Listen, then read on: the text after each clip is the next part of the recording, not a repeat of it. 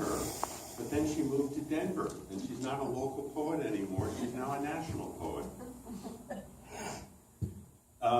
Her book is called Bad Girlfriend, and the press was really pleased to publish it. The poems that we selected for you to hear, 3 of them are essentially anti-romantic poems, and the final one is just this wonderful, what's the name? Surfing poem that she wrote.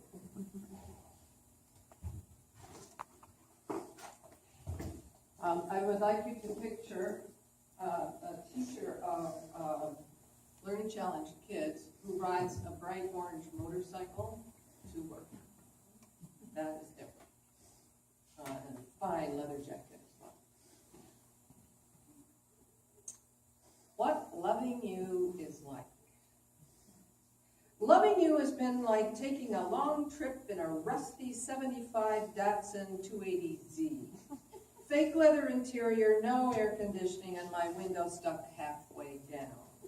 It's 115 degrees, and we're driving over Highway 17 away from cool, foggy Santa Cruz into hot San Jose. You're in the driver's seat, weaving from lane to lane at 70 miles an hour in second gear. This is what loving you is like. I'm riding shotgun, wearing shorts, my legs sticking to the vinyl as we swerve over the mountain. The seatbelt has no shoulder strap, and it pinches my waist. I go back and forth about wearing it, and you weave back and forth, around and in between slow-moving cars. It's like driving over this too hot, too windy, too narrow, too crowded highway in this too small car with a $200 stereo blasting Nirvana, song after song after song. I feel stupid and contagious. Here we are now, entertain us. The grunge guitar howls as the car hugs the road while we climb toward the top of the mountain.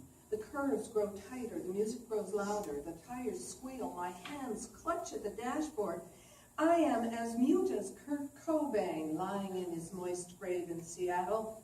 This is what loving you is like. Finally I shout, I want out! But you won't pull over. Shift to third, then fourth, 75, 80, 85. We're past the summit in a cat's eye blink and start the deep, dark descent into the dull smog pit that hovers low to the ground, beckoning. This is what loving you is like. Then you swerve toward the center divide. I stare at the tread marks which cover the concrete wall like hieroglyphs retelling love wrecks of the past, and I realize I am not the first woman you've forced to jump.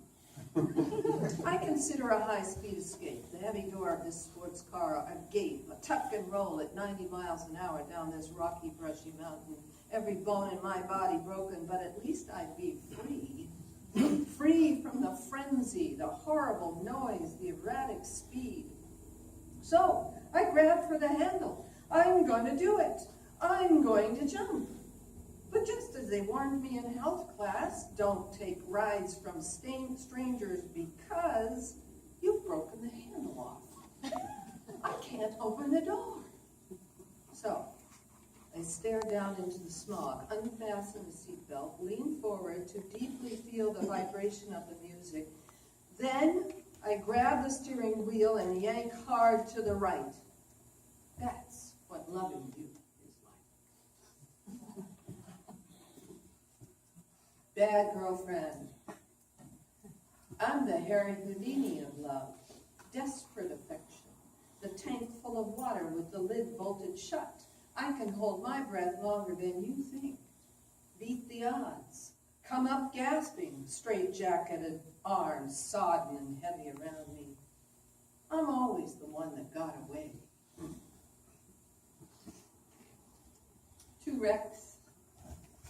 We weren't together when we crashed. You doing 70 looking over your shoulder. Didn't see the brake lights right in front of you. Someone who wasn't even looking hit me.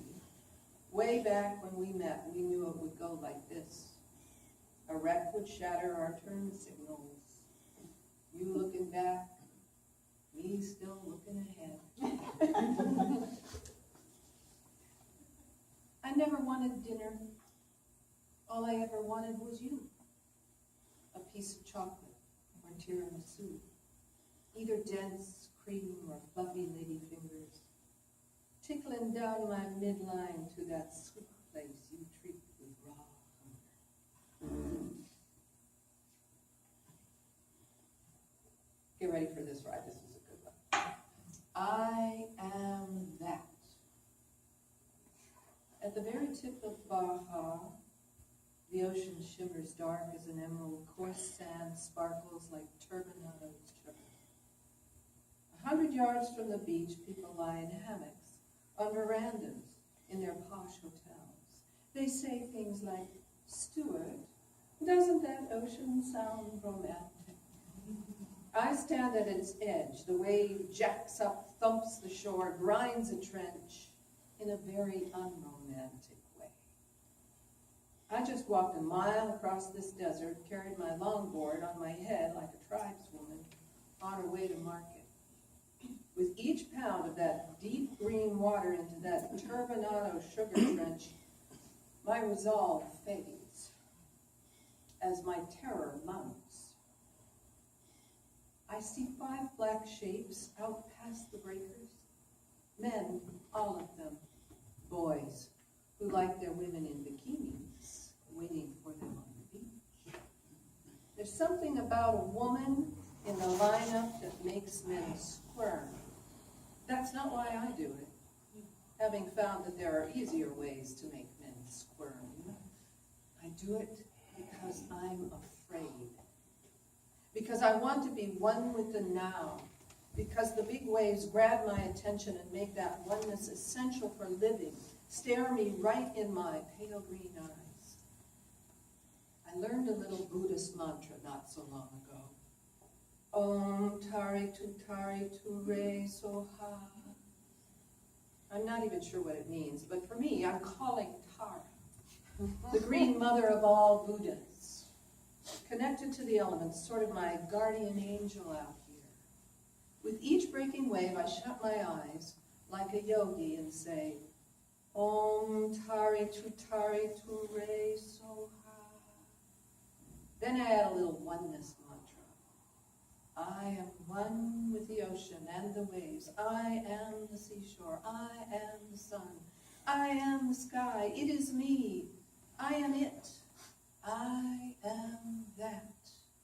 Then I throw myself on my board and my board onto it. I think my timing is just right. But then another vicious green wave comes thundering in, and I am that. I am shit. I am crap. I am turtle. Paddle, paddle, paddle, paddle, paddle, paddle. Phew. Black wetsuit number 1 glides down the face of a head-high, fast-moving wave. He looks graceful. He kicks out, paddles back, never looks my way. I don't exist out here. It's how I like it. I sit on the far edge of the lineup, where no wave is likely to come. I say my little Om Tari Tu Re Soha until I'm so sick of it and my own stupid fear that I'm ready to give up and paddle back to shore as the boys watch waves and hoot for each other.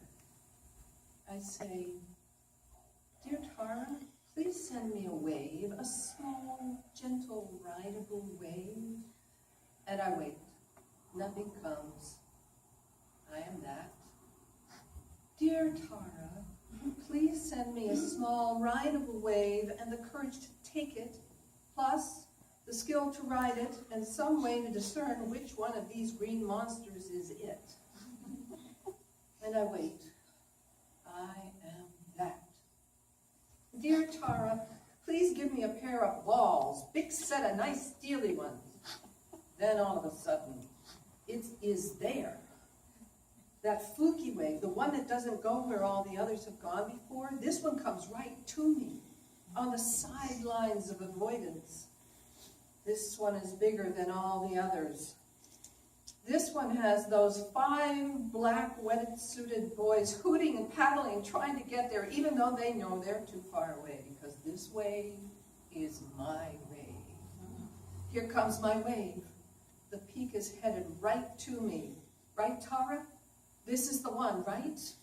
I am this. I am you. You are me. We are one. I am the ocean. The ocean is me. Fear is just a dream, and all there is this moment and this wave. Right, Tara? Right? At first I don't hear Tara over the calls of those 5 black wetsuited boys, who suddenly can see me as they shout, "Go, go, go!" I paddle like my life hangs in the balance. I look back over my shoulder. I think, "Oh, Tara, you screwed me." How can this be the one? I said, "Small, Tara, small." In the thundering roar of this avalanching wave, I finally hear Tara in a Darth Vader voice say, "Use your ovaries, Debra, the steely gonads I gave you." Then the wave lifts me. I push up and leap to my feet, stare down the face of the mountain and say, "I am that."